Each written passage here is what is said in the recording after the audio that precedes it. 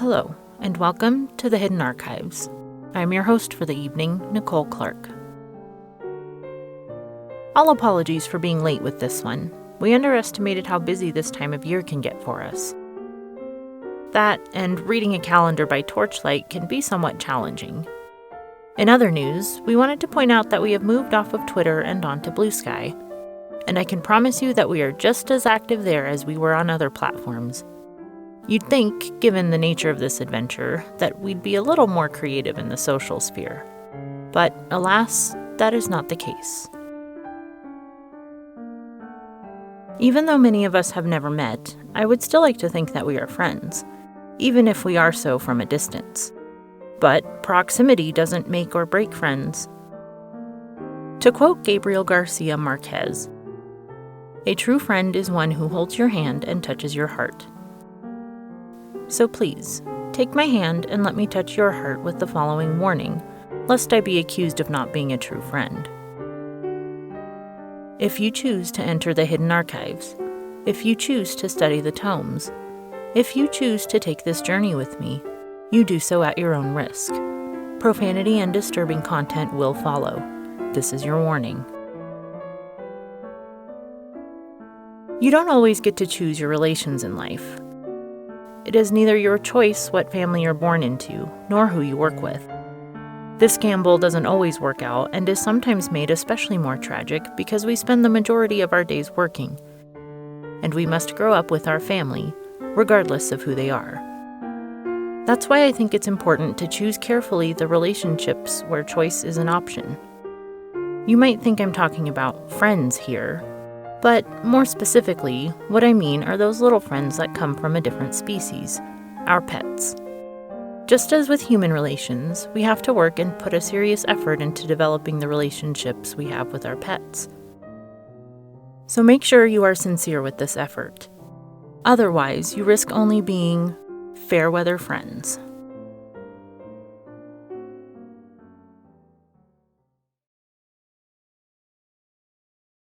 We need the moisture.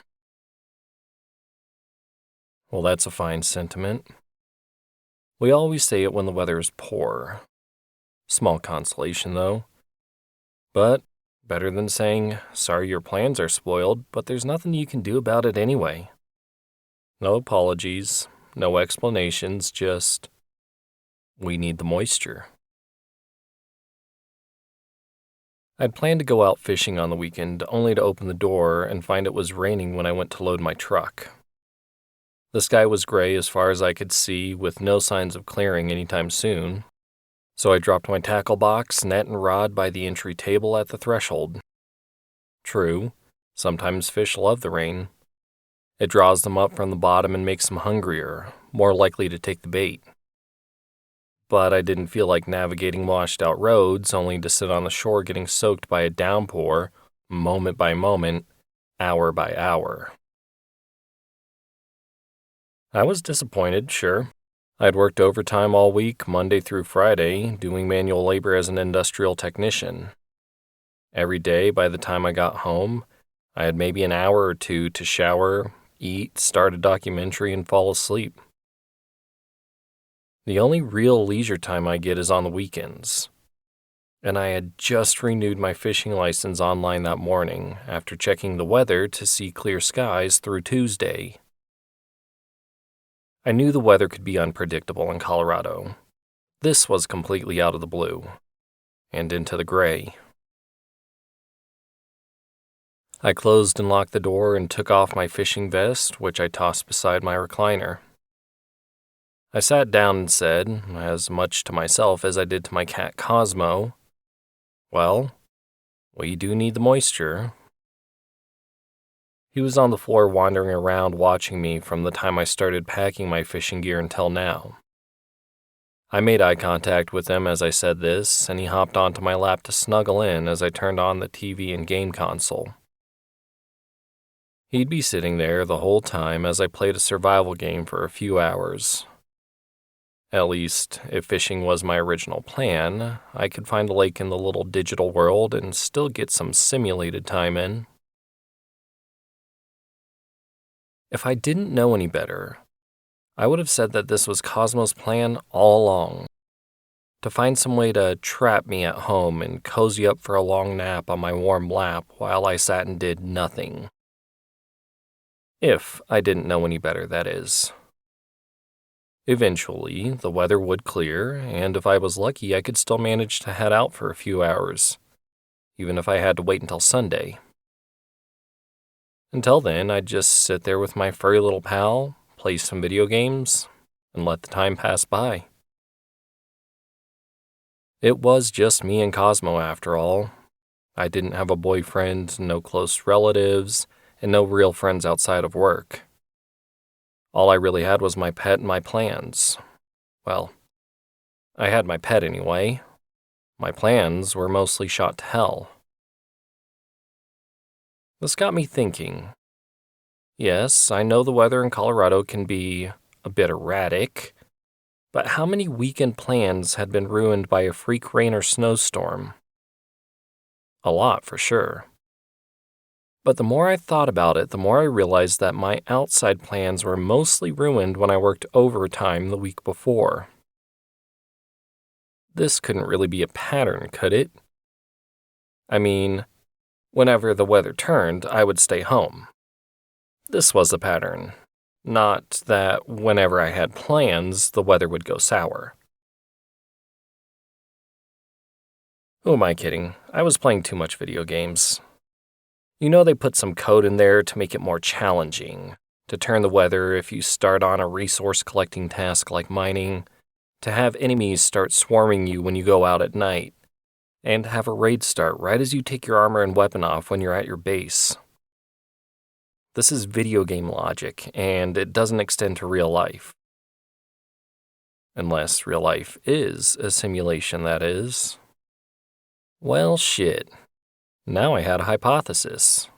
A crazy one at that, but fairly benign. One that I needed to test. I'd been playing video games for about 3 or 4 hours. Cosmo was purring away on my knee, and the storm was still going strong. I figured this was as good a time as any to test my asinine theory. I shut off the game, chased the cat off my lap, stood up and said out loud, as if speaking directly to the universe, "Well, I guess I'll just stay home all weekend.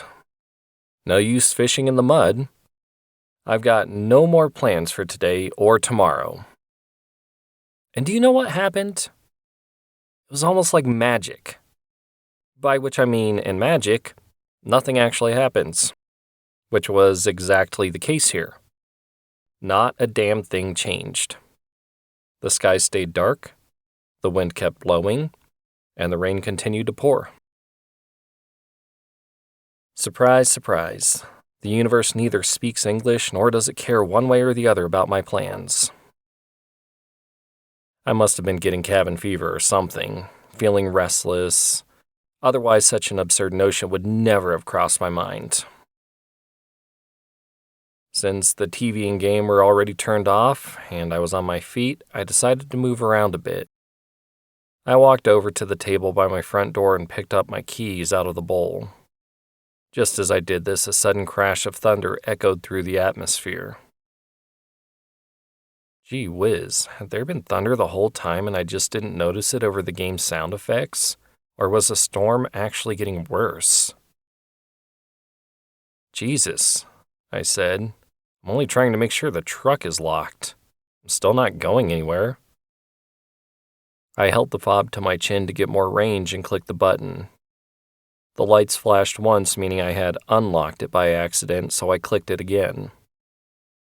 This time, the lights flashed twice, meaning it was locked. The amber glow of the truck's lights flashing shone through the window, temporarily illuminating my living room like 2 quick lightning flashes on their own. This let me know exactly how dark it had gotten. So I turned on the ceiling fan light, which served the dual purpose of letting me see what I was doing while untying my boots, which I never took off earlier, and obscuring the storm outside through the sharp contrast. After tossing my boots in the closet, I wandered into the kitchen to grab a few beers. Might as well not waste the whole day, I thought. I could toss one or two back and settle in for the evening, which was quickly approaching. I never drive after drinking, not even after just one. So as soon as I decided to have a drink, I'd be homebound for the rest of the night whether I wanted to be or not. Considering this, I stood with the fridge door open for a few minutes, staring at the unopened 12-pack while I made up my mind to actually be stuck at home for real. Fuck it, I finally concluded as the fridge compressor kicked on to replenish the cold air that I'd let escape through the wide-open door.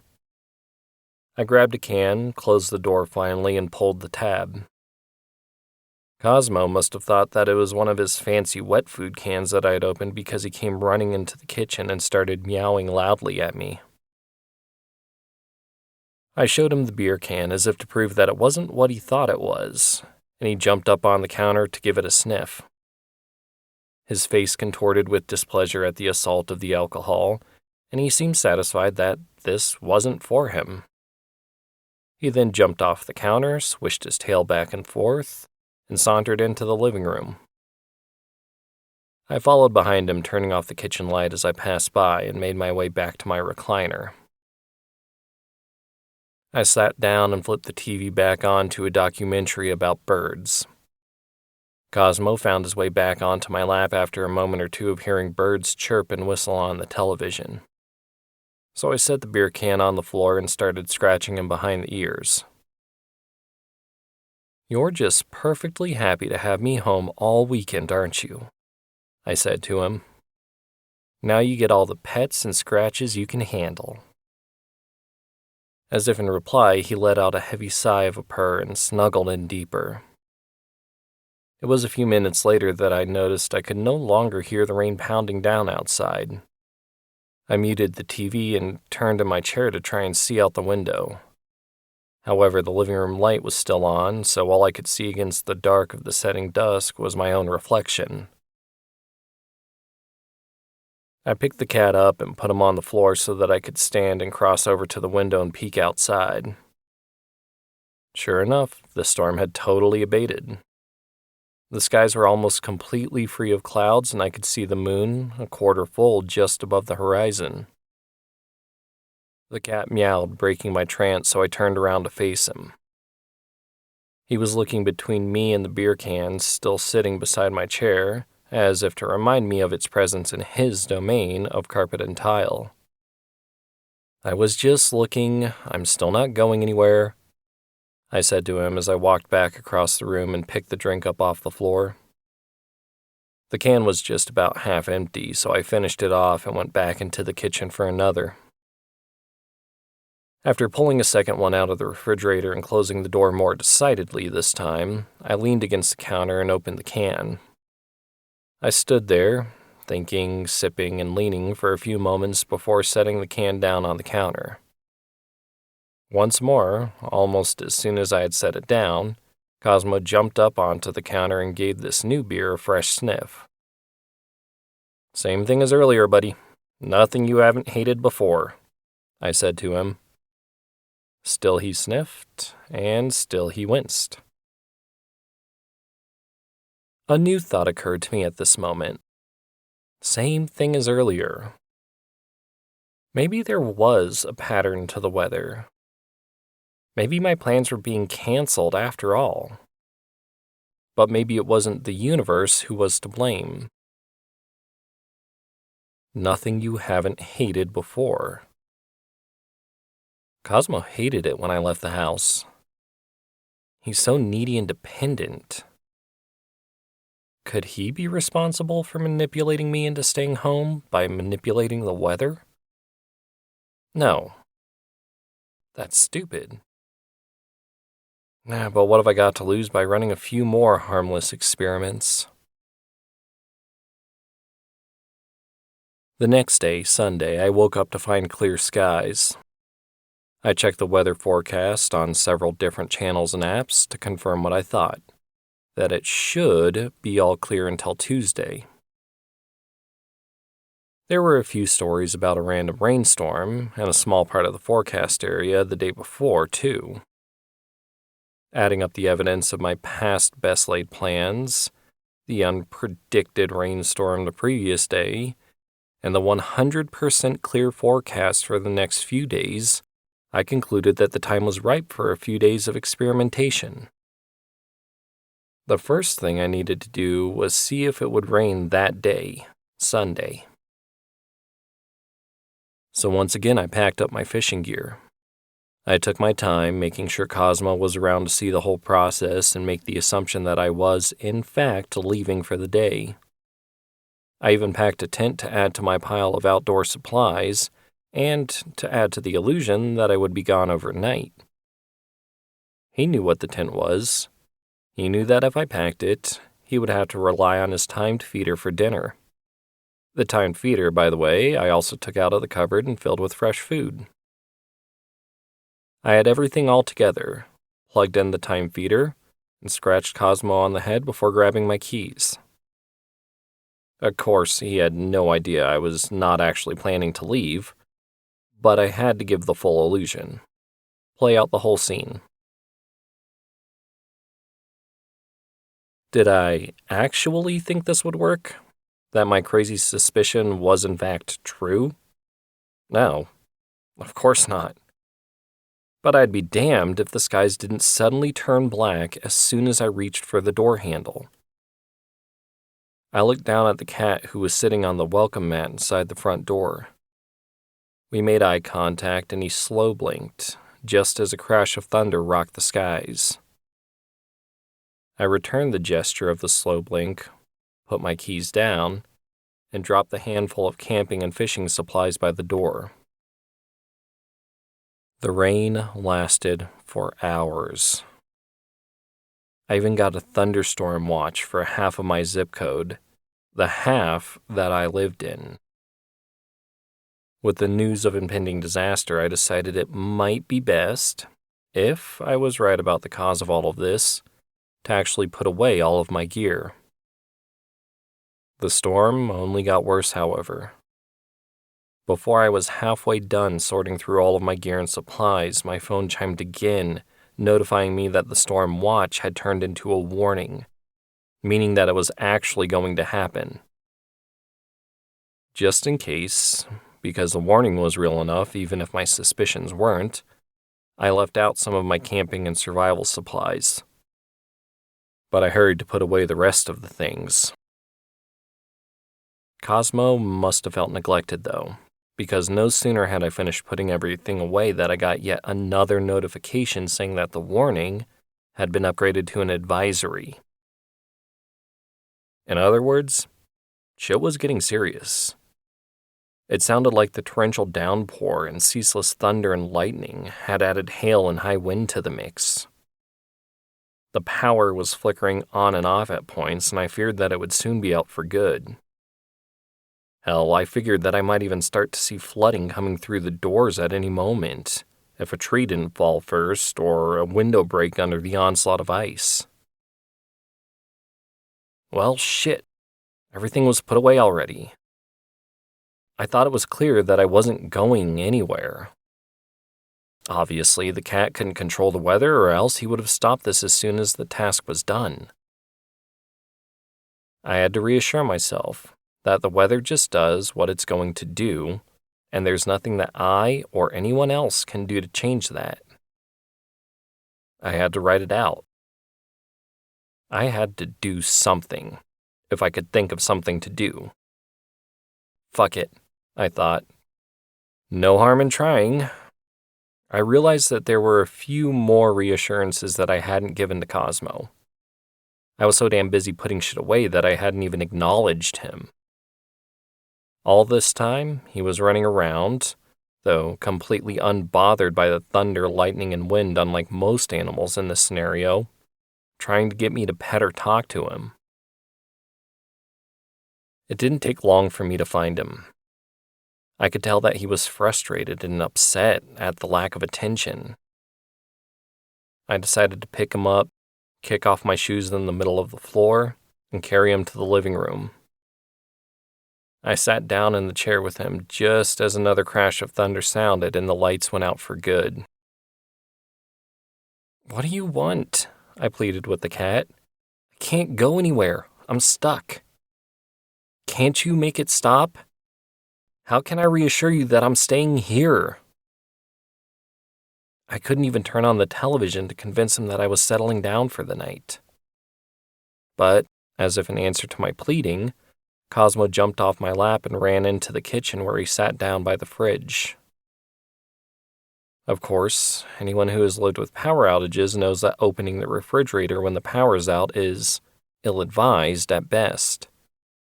You let all the cold out when you open the door, leaving the food to spoil until the power returns. Small price to pay, I reasoned. Either way, right about the cause of this weather or not, I knew I was going to be in a real sticky situation. I just had to be quick with the refrigerator door. I nudged the cat out of the way, opened the door as quickly as I could, and proceeded to pull out 3 beer cans, completing the task I knew Cosmo was telling me to do. I opened, chugged, and finished the first can. As soon as I had done this, the weather started to calm. How do you figure that for coincidence? Well, I didn't. It was all but concrete proof. I had a cat that could control the weather, and in so doing, could control me. I had come to this realization and accepted it pretty quickly. What I didn't realize was how profoundly this would affect my future. I think Cosmo also realized that the jig was up, that the cat was out of the bag, so to speak. I believe this because until then, I'd never seen a storm so intense. I'd never been so thwarted in my own plans. I concluded that he was trying to show me something, trying to prove a point, that I was the pet here, not him. On the odd occasion, he let me go out, but not anymore. At that point, however, the details weren't so clear, and the situation didn't seem so dire.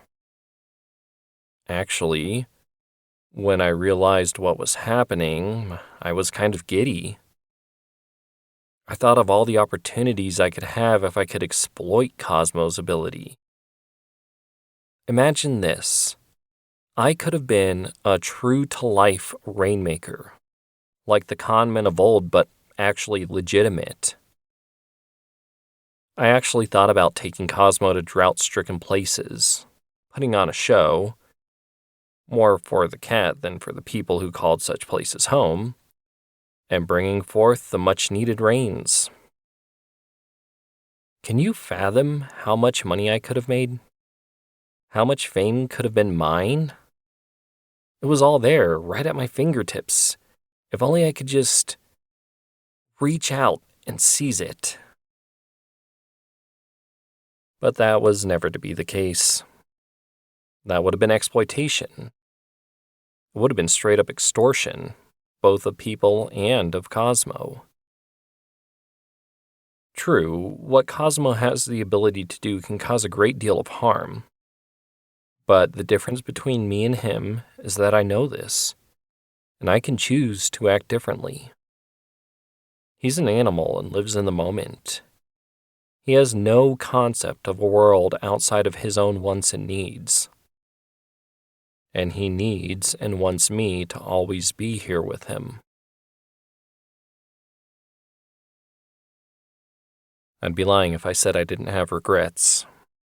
My biggest regret is running that damn experiment. I should have just brushed it off, rolled with the punches, and lived happily in ignorance. But I was bored and curious. So much for curiosity killing the cat. Have you noticed a shift in the weather lately? Like just in the past few years.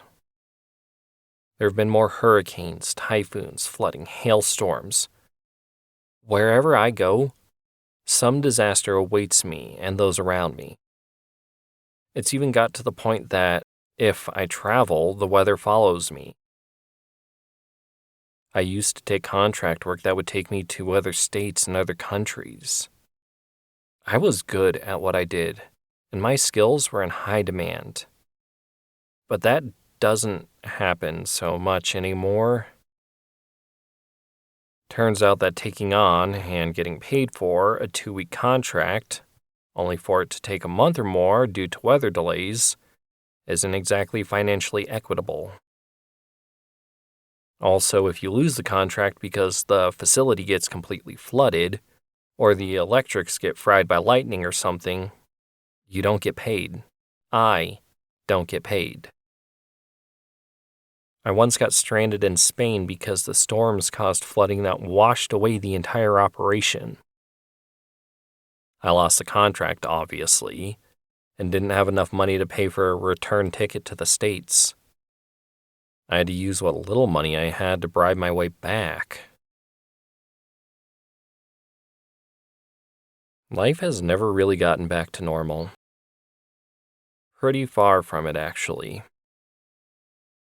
But it's not from lack of effort. I did try to return to a normal routine. After I confirmed my suspicions, after I calmed Cosmo down on that Sunday night so long ago, I thought that I could just step carefully, so as not to upset him too much, and return to work and life. He knew that I had to go out on the weekdays, that I would wake up at 4:30 in the morning, do my morning routine, and leave at 5:15. Then I would be back by 6 p.m. He knew this routine. Sure, in retrospect, I would occasionally have to drive through a fog or chance a hailstorm if I slept with my bedroom door closed the night before. But these were mild protests, Cosmo's way of telling me that I should have given him more attention the previous night. But I didn't meet his needs, so I damn well better be home on time or early. However, now we knew that the other knew. Game over. It's my will against his. God, this sounds so fucking crazy. Like I'm enslaved to my cat. Crazy or not, it's the truth. This is the way of things now. He'd seen how he could control me, how I couldn't drive anywhere if the windshield on my truck was smashed out by hail or a fallen tree limb. He's also realized that I can have almost anything delivered to my door. But how did he realize this? Well, again, he watches and notices routines. For example, there was one time, actually during the same week that followed the wicked Saturday and Sunday storms, when I had to have something delivered. Cat food, of all things. Well, what had happened was that I tried to go to work that Monday morning. The skies were mostly clear. I guess Cosmo was happy that I'd stayed up most of the night trying to figure out what the fuck had just happened. And so I went through my morning routine getting ready. Only I walked out to my truck to find that there had been some flooding from the night before that drowned out the motor. The water line was almost up to the truck's door handles. Of course the damn thing wouldn't want to start after all that. I had no idea that this had happened, though, because I spent the entire night terrified to go near the front door or look out the window, lest the storm start up again. I ended up just going back inside to find Cosmo sitting expectantly by the door when I opened it. I just kicked off my work boots, sat down in my recliner, and called out for the day. My boss was less than thrilled, as the plant was in complete disarray due to storm damage. Damage that it was my job to fix. So he ended up saying that I'd be fired if I wasn't there in half an hour. I tried reasoning with him on the phone while putting my boots back on, only to hear the sound of rain start falling again. I realized who was in charge at that moment, and it wasn't my boss. So I hung up the phone, removed my boots once again, and resigned myself to being stuck in the house for the foreseeable future. Knowing I would need supplies and groceries before my money ran out, I turned on my laptop, that I only used for online shopping, and ordered a bunch of stuff to be delivered. Stuff including cat food. 2 hours after placing the order on my computer, mine and the cat's food arrived at my door, and Cosmos sniffed in approval at his cans and sacks of fish and kibble. This was the pattern. I use the computer. Some time goes by. The doorbell rings. And he suddenly has more food. Computer equals food in his mind. Being jobless with a busted truck caused this chain of events to play out several times over the next few weeks. Enough for a pattern to be established and recognized. That's only one example, though. There are a lot more because cats are creatures of habit and routine, and they'll try to adapt you to theirs. If Cosmo's happy, he'll let the routine develop, and then any attempt to stray from it is punished, and punished severely in my case. I once tried to go out for a walk, just to get out of the house. I knew what would happen, though. As soon as I stepped on the porch, closed the door, and locked it behind me, the skies would darken and my fate would be sealed. But I didn't care at this point. I just needed a fucking walk. Who cares if I get a little rained on? It would just be a fucking 10-minute walk. He could deal for 10 goddamn minutes. As I figured, it started with just rain. Just a drizzle as I walked to the end of the block. When I turned the corner onto the next street, a bolt of lightning flashed overhead. 1, 2, 3. I counted off the seconds to the thunder. 15 seconds. It was 3 miles away. I continued walking to the next street, and then there was another flash, and a second one. About 10 seconds this time. Hard to tell with a few flashes so close together. Only 2 miles away. I walked on not knowing how far I would go, not knowing how far I could go. Then there was another flash. Less than 5 seconds. Less than a mile off now. The lightning was getting closer. Suddenly, it was like a rave. Right overhead, there were so many lightning flashes that I couldn't figure out which ones to count from. Not that it would have mattered because the constant thunder was like a jet engine idling on a runway just a few feet away. The sky was darkened by clouds, but the persistent lightning doused the town from horizon to horizon in a cruel orange, white, and green glow. Before I could even make up my mind to either continue on or turn for home, a bolt of lightning crashed down in front of me on the street and stayed there like a jagged magnesium pillar. Then there were more and more, like bars on a cage, like a 1,000,000-volt electrified fence. This was the end of the line for me, and the message was clear. I'd gone far enough. In fact, the message was that I had actually gone too far. The lightning started forming what I can only describe as a wall that was moving closer and closer to me, pushing me back the way I had come. I ran as fast as I could, barely able to see from the streaks of phosphor burned into my retinas, towards home. By the time I made it to my door, I could hardly see or hear from the plasma explosions that had happened all around me. In fact, it was so violent, so insistent, that the back of my clothes were dry. That's how close the lightning was striking. It was so much and so near that the heat from it actually dried the back of my outfit, the part that was facing it, as I sprinted towards safety, through the rain, towards shelter, towards Cosmo.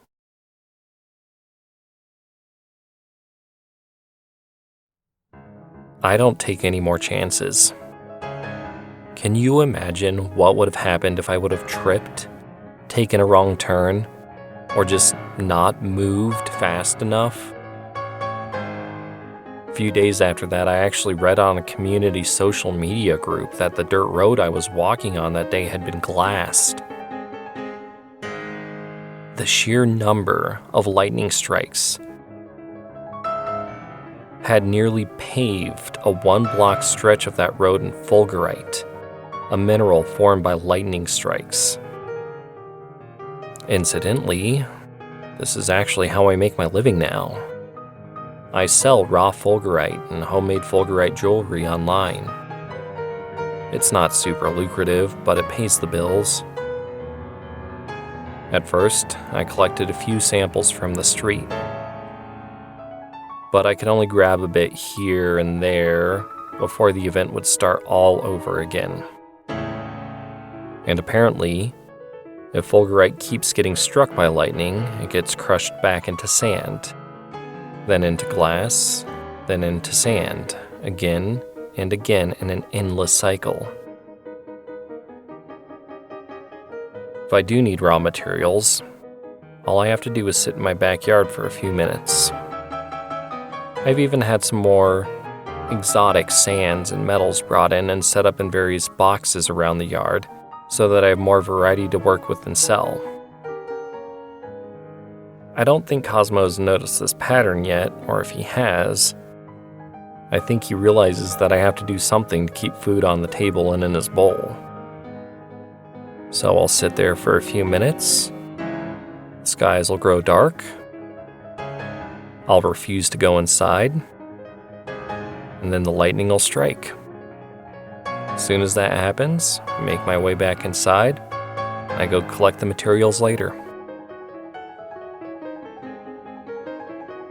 Clearly, I don't leave the house much anymore, though I found ways to get a walk in every now and then. All I had to do was order a little harness and leash online. Yeah, I'm the weirdo that walks his cat like a dog around the neighborhood. Other than that, though, I probably seem agoraphobic to my neighbors. I've even had a few people call in a wellness check on me. People, please let the crazy cat person live their life in peace. You never know what we're going through. On that note, I've come to the realization that I'm probably not the only one that's going through this exact same situation. In fact, I have it on good authority that Fukushima was likely caused by a cat like Cosmo. I think it's just part of a cat's nature to be very possessive of their humans, of their pride. You know, cats actually domesticated themselves. They've always wanted to be in our homes, to be with us, to keep us as their pets. You can learn all sorts of weird shit on the internet, I swear. You might be thinking to yourself that this is a temporary problem. After all, what's the lifespan of a cat? Like 15 years? And how old was Cosmo when shit hit the fan? Well, if I tell you he was about 7, you might figure that I'd have 8 more years of captivity after that. 8 long years. But no, that's not the case. I already said that he's not the only cat with this power. I think they all have it. I know this because a few months ago, I got another cat. The storms were happening more frequently, even when I wasn't trying to leave the house, and I was getting concerned. God forbid I try to take Cosmo to the vet, so I had to do my own research and diagnostics. What I concluded was that he only makes the rain when he's lonely. But how could he be lonely when I'm here all the time? Well, he got used to that routine and developed a need for more stimulation, more social interaction than what I could provide. At my wit's end, and against my better judgment, I decided to adopt a kitten. This little fucker is already learning the ropes, I can tell. But now it isn't just with me leaving. Now it's with things that have never bothered Cosmo before.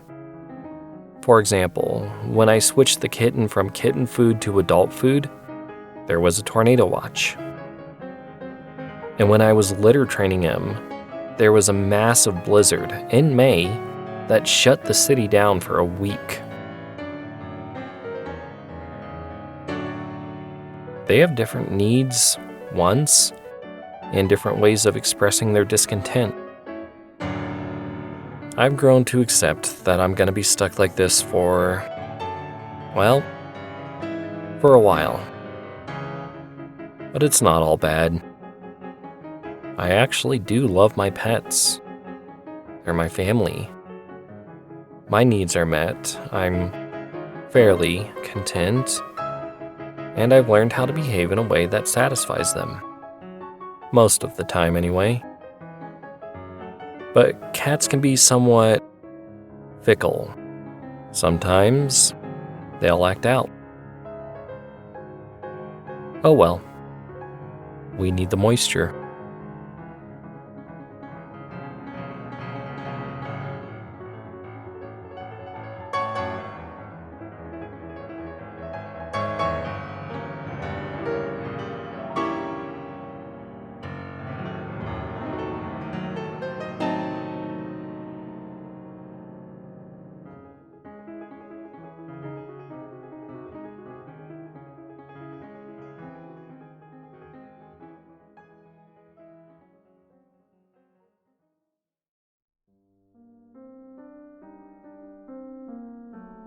And to think, I get upset when my cat protests by scratching the armrests of the couch.